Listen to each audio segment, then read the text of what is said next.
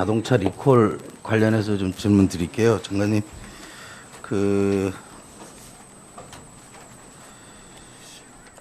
리콜 대상이 되면 1년 6개월 동안에 진행을 하고 그 결과를 분기별로 국토부에 보고를 하기로 돼 있는 것으로 알고 있거든요. 네네. 그런데 제가 좀 살펴보니까 쭉 한번 보겠습니다. 일본 자동차 브랜드 인피니트 판매사 GNK 모터스는 70%를 한 번도 넘겨본 적이 없습니다. 2014년 68.9, 15년에 52.3, 17년에 40.4, 18년에는 29.1 밖에 안 되고요. 제규어 같은 경우도 보면 57%에서 70% 수준. 근데 우리 국산 자동차 같은 경우는 보면 거의 80%, 90%를 상회를 하는데 특히나 이제 수입 자동차 같은 경우는 거의 저조합니다. 또 이 생계형이 좀 많죠. 오토바이 이륜차 같은 경우는 보면 2015년 대림 자동차 리콜 완료가 4.5%밖에 안 돼요. 그리고 그 수억 원대 호가는 그 대형 덤프 트럭 제작사도 보면 2017년 2,000대 리콜 대상 중에 77건만 시정이 완료가 된 스카니아 3.5%입니다.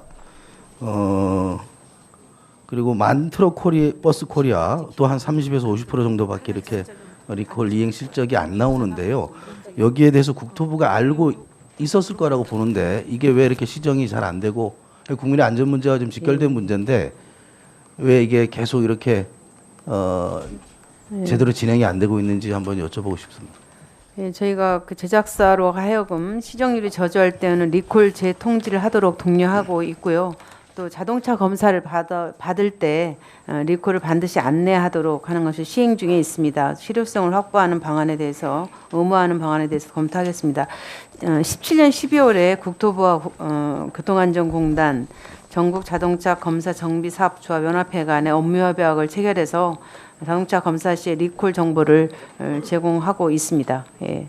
앞으로 더 실효성 있는 방안을 확보하도록 해보겠습니다. 근데 조금 좀 강력한 대책을 좀 더 강화된 대책을 좀 마련해야 되지 않을까 싶은 생각이 있습니다. 특히나 네. 이륜차 같은 경우도 아주 심각한데요.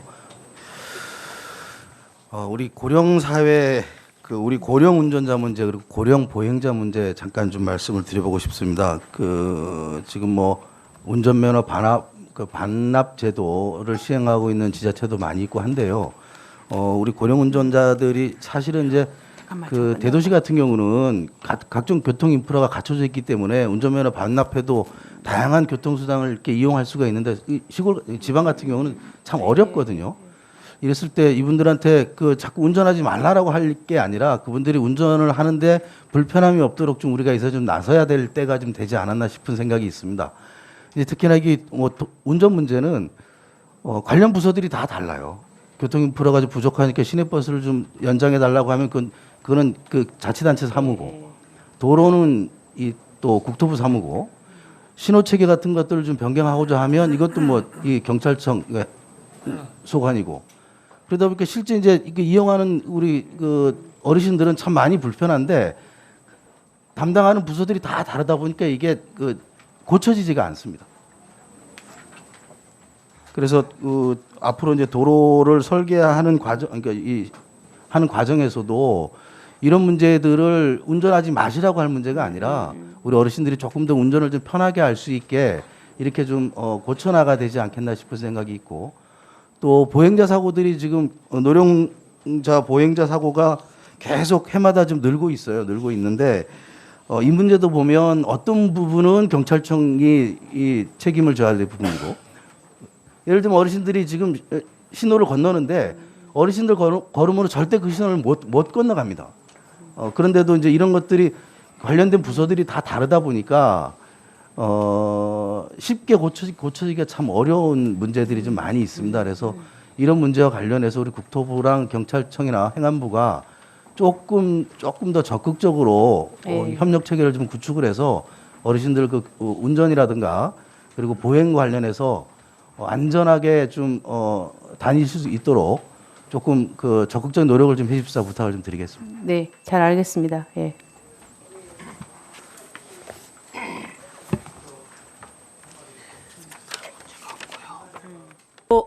여보세요? 의사진행 발언. 네. 민경욱 의원님. 지금 시간이 늦어지면은 네. 정동영 의원님과 예,